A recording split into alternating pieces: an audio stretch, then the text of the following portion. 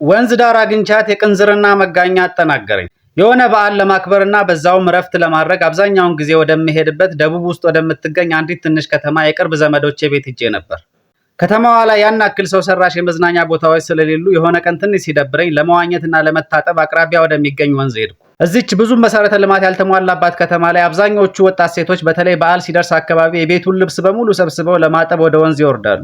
ልክ ወንዙ ጋር እንደደረስኩ ድንጋይ ላይ ጨፍ ጨፍ እያደረጉ ልብስ ከሚያጥቡ ሴቶች መካከል አንዷ ላይ አይኔ አርፎ ፈዞ ቀረ። የለበሰችው ስስ ተለጣጭ ቀሚስና ቲሸርት በውሃ ረጥቦ ገላዋ ላይ ልጥፍጥፍ ብሏል። አቤት የሰውነት ቅርጽ! ወይኔ ዳሌ! የፈጣሪ ያለ መቀመጫ! የወገቧ ቅጥነትስ ምን ጉር ነው? ምግቧ ምንድን ነው? በእርግጥ ደቡብ ውስጥ የሚያምር ቅርጽ ማየት ባያስገርምም የእሷ ግን በጣም ተጋነነ። አሁን እዚህ ዳሌ ላይ አለ የተባለ የስጋ ቆራጭ የሞረደው ቢላዋ ከወገቧ ጀምሮ ቢወርድ እንደ ታኮ ያቆመዋል እንጂ ይቆርጠዋል? እዛው በፈዘዝኩበት የረጠበው ስስ ልብሷ ጎንበስ ብላ ቀና ስትል እዛው ከመቀመጫዋ በላይ ተሸብሽቦ ሳይ ምን አለ ሁሌ ያለምንም ክፍያ ሙሉ ጊዜን ሰጥቼ ከኋላዋ እየተከተልኩ የሚሸበሸበውን ልብስ ዝቅ አድራጊ በሆንኩ ስል ተመኘው። እየቀጠነ የሚወርደውን እግሯ በግላይ ሳየው ኧረ ምን ነው ያደፈ ልብስ ባደረገኝና በዚህ እግሯ እያገላበጠች የፈተገች ባሸችኝ አልኩ። አይደለም ልብሷ እርጥብ ሆኖ ደረቅ ቢሆን ራሱ ጎንበስ ብላ ቀና ስትል ከመቀመጫዋ በላይ የሚሸበሸበው ልብስ ተመልሶ ለመውረድ ተራራ ይሆንበታል። የወገቧም ቅጥነት ከላይ ካልታደሉት በቀር በምግብና በስፖርትም የሚመጣ አይመስለኝም። ብቻ በአጠቃላይ ያለማጋነን የወገቧን ቅጥነት ለመግለጽ ለማመጣጠን ከጉልበቷ በታች ያለው አካሏ ባይኖር የክብደት መስሪያ ዳምፔል አይነት ነው። ህዝበ አዳምን የሴት ቀበቶ በሆንኩ የማስባል ኃይል አለው። ይኸው ያኔ የለከፈኝ መቀመጫ የማየት መጋኛ ጥሌ ኮበሌ እንዳለው በመድኃኒትም በምንም አለቅ ብሎኛል። ቀስ እያልኩ ወደፊቷ ተጠጋሁ።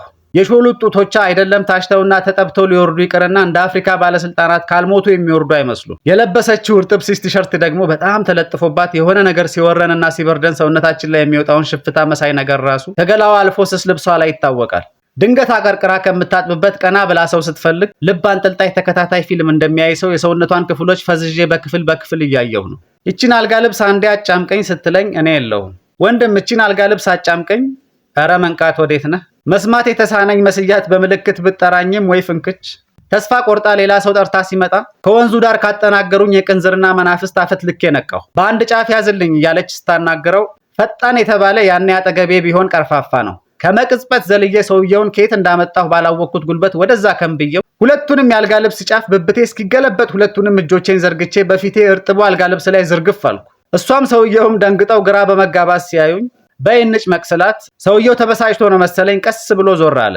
እሷ አንዱን እኔ አንዱን ጫፍ ይዘን እየጨመቅ ነው። ሰውነቷ ላይ እንዳፈጠጥኩ ተመስጬ አልጋ ልብሱን ስጠመዝዘው ለካስ እጇን አንገላትቸዋለሁ። አቅቷት ሲያመልጣት መልሳ ለመያዝ ስትል ተንገዳግዳ ከላዬ ላይ ስትወድቅ ጡቶቿ ፊቴ ላይ ሲጋጩ ፊቴ ረጨ ላብ። ደንግጣ ቀና ላለው ስትል መልሳ አንሸራቷት ስትወድቅ እኔ ኮከብ በረኛ በሚያስንቅ ውርወራ ከስሯ ነኝ። እጄ ላይ ደግሞ መቀመጫዋ አረፈ።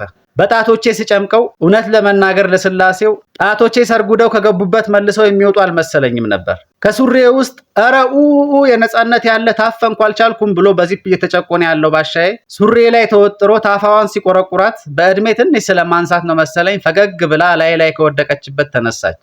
የተጨመቀውን ልብስ ለማስጣት አያይዘኝ ብላኝ ሰዎች ካሉበት ቦታ ትንሽ ራቅ ብለን ይዘነው ሄድን። ስንሄድ ከኋላዋ ነበርኩ። ስስ የረጠበ ልብሷ ገላዋ ላይ ተለጥፎ የሙሉ ሰውነቷንና መቀመጫዋን መንቀጥቀጥ እያየሁ ስንቴ በባዶና በረጠበ እግሬ ተወላከፍኩ። ስንት እንቅፋት ጠለስኩ። በዚህ ሰዓት እንቅፋትን ለምታክል ተልካሻ ነገር የምበገር አይደለሁ። እንደውም በመጣሁበት መንገድ ስመለስ ነው ግማሹን እንቅፋት በባዶ በረጠበ እግሬ እንደፈነቃቀልኩት ያየሁት። ልብሱን እያሰጣን እያለ ከየት እንደመጣ ያላየነው አነስ ያለ እባብ ወደምናሰጣበት ሲመጣ በድንጋጤ ጮሃ ዘላ ስታቅፈኝ ያን የመሰለ ገላ ከላይ ላይ አርፎ አይደለም ይችን የምታክል እባብ ለምን ግብረ ዘንዶና ያዞ ማህበር አይመጣም?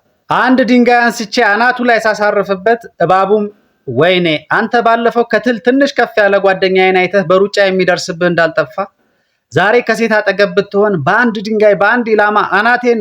ለነገሩ ድሮስ ገና ስትፈጠር በሴት ጉዳይ አውቀህ የለ የሚል አይነት ማቃሰት አቃስቶ ጸጥ አለ።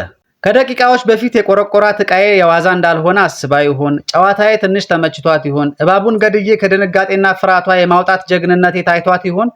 ብቻ ዘላ ሳላስበው ከንፈሬ ላይ ጉብ አለች። ከንፈራችን ሳይላቀቅ እጄ ባይምሮዬ ከመታዘዙ ቀድሞ ከመቅጽበት ከቁጥጥሬና ትእዛዜ ውጪ ሆኖ የረጠበው ልብሷ ውስጥ ገብቶ ሙሉ ሰውነቷ ላይ ይተረማመስ ጀመር። ሁለታችንም በስሜት ተጋግለን እጄን ወደ ታች ዝቅ ላደርገው ስል ያ ልብሱን አብሯት ሊጨምቅ ሲል ያስጣልኩት እንከፍ ሰውዬ ሲከታተለን ነበር መሰለኝ። ድንገት መጥቶ ማን አስጥሎ ማን ይቀራል በሚመስል እልክ በሚል የጉሮሮ ድምፁ አስደንግጦን ከወጣንበት የስሜት ዓለም ጫፍ አውርዶ ፈጠፈጠን። ከዛ በኋላ በንዴትና በድንጋጤ አንገቴን አጎንብሼ ከቦታው እየተንደረደርኩ መሮጥ የጀመርኩ ዘልዬ ወንዝ ውስጥ ገብቼ ስዋኝ ነው ራሴን ያገኘሁት። እስኪ ያነሰን በዛም ሳትሉ ጨዋ እርግማናችሁን ሰውየው ላይ አዝንቡልኝ። ደግሞ በላይክ እና ኮሜንት ብቻ አትለፉ እንጂ ፎሎ፣ ሪፖስት፣ ሼር፣ ኮፒ ሊንክ እያደረጋችሁ ሌላም ስቶሪ እንድሰራላችሁ ሞራል ስጡኝ።